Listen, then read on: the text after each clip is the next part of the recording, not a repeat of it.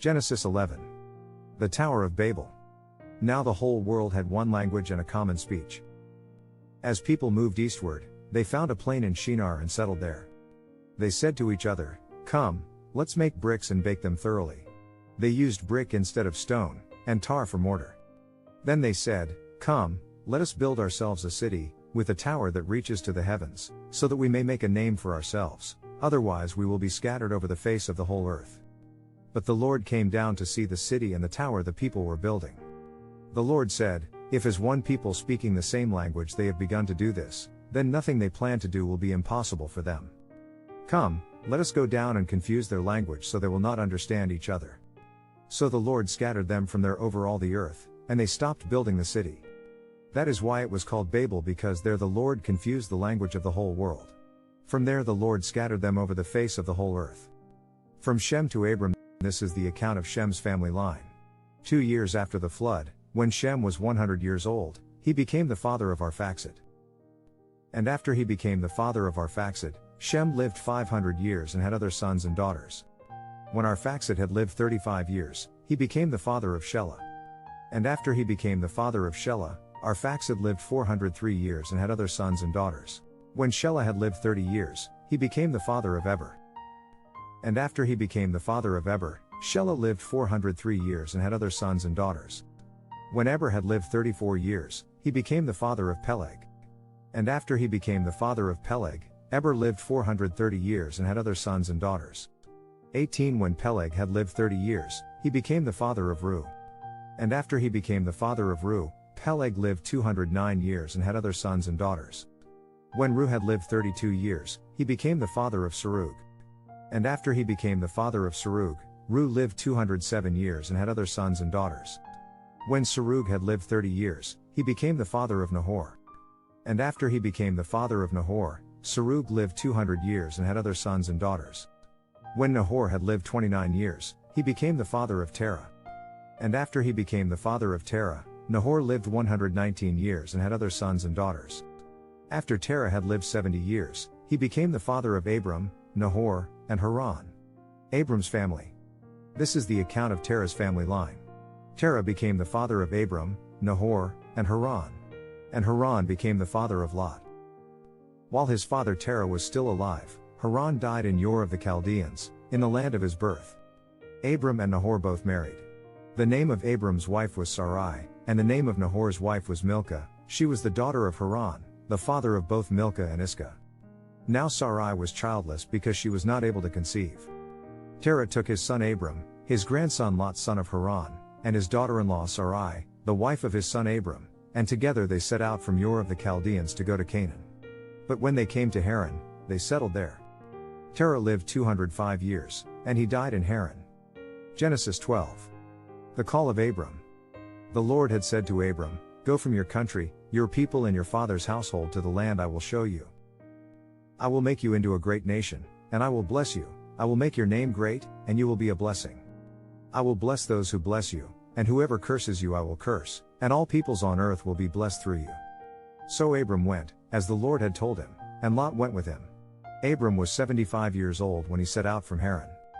He took his wife Sarai, his nephew Lot, all the possessions they had accumulated and the people they had acquired in Haran, and they set out for the land of Canaan, and they arrived there. Abram traveled through the land as far as the site of the great tree of Moreh at Shechem. At that time the Canaanites were in the land. The Lord appeared to Abram and said, "To your offspring I will give this land." So he built an altar there to the Lord, who had appeared to him. From there he went on toward the hills east of Bethel and pitched his tent, with Bethel on the west and Ai on the east.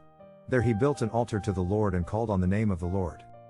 Then Abram set out and continued toward the Negev. Abram in Egypt. Now there was a famine in the land, and Abram went down to Egypt to live there for a while because the famine was severe. As he was about to enter Egypt, he said to his wife Sarai, "I know what a beautiful woman you are. When the Egyptians see you, they will say, 'This is his wife.' Then they will kill me but will let you live. Say you are my sister, so that I will be treated well for your sake and my life will be spared because of you." When Abram came to Egypt, the Egyptians saw that Sarai was a very beautiful woman. And when Pharaoh's officials saw her, they praised her to Pharaoh, and she was taken into his palace. He treated Abram well for her sake, And Abram acquired sheep and cattle, male and female donkeys, male and female servants, and camels. But the Lord inflicted serious diseases on Pharaoh and his household because of Abram's wife Sarai. So Pharaoh summoned Abram. "What have you done to me?" he said. "Why didn't you tell me she was your wife? Why did you say, 'She is my sister,' so that I took her to be my wife? Now then, here is your wife. Take her and go." Then Pharaoh gave orders about Abram to his men, and they sent him on his way, with his wife and everything he had. Genesis 13. Abram and Lot separate. So Abram went up from Egypt to the Negev, with his wife and everything he had, and Lot went with him. Abram had become very wealthy in livestock and in silver and gold. From the Negev he went from place to place until he came to Bethel, to the place between Bethel and Ai where his tent had been earlier, and where he had first built an altar. There Abram called on the name of the Lord. Now Lot, who was moving about with Abram, also had flocks and herds and tents. But the land could not support them while they stayed together, for their possessions were so great that they were not able to stay together. And quarreling arose between Abram's herders and Lot's. The Canaanites and Perizzites were also living in the land at that time. So Abram said to Lot, "Let's not have any quarreling between you and me, or between your herders and mine, for we are close relatives. Is not the whole land before you? Let's part company. If you go to the left, I'll go to the right, if you go to the right, I'll go to the left." Lot looked around and saw that the whole plain of the Jordan toward Zoar was well watered, like the garden of the Lord, like the land of Egypt. This was before the Lord destroyed Sodom and Gomorrah. So Lot chose for himself the whole plain of the Jordan and set out toward the east. The two men parted company. Abram lived in the land of Canaan, while Lot lived among the cities of the plain and pitched his tents near Sodom. Now the people of Sodom were wicked and were sinning greatly against the Lord. The Lord said to Abram after Lot had parted from him, "Look around from where you are, to the north and south, to the east and west. All the land that you see I will give to you and your offspring forever. I will make your offspring like the dust of the earth, so that if anyone could count the dust, then your offspring could be counted. Go, walk through the length and breadth of the land, for I am giving it to you." So Abram went to live near the great trees of Mamre at Hebron, where he pitched his tents. There he built an altar to the Lord. Genesis 14. Abram rescues Lot. At the time when Amraphel was king of Shinar, Arioch king of Elasar, Chedorlaomer king of Elam and Tidal king of Goyim. These kings went to war against Bera king of Sodom, Bersha king of Gomorrah, Shinab king of Admah, Shemeber king of Zeboim, and the king of Bela, that is, Zoar. All these latter kings joined forces in the valley of Siddim, that is, the Dead Sea Valley.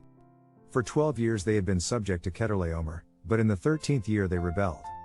In the 14th year, Chedorlaomer and the kings allied with him went out and defeated the Rephaites in Ashtaroth Karnaim, the Zuzites in Ham, the Emites in Shaveh Kiriathaim, and the Horites in the hill country of Seir, as far as El Paran near the desert.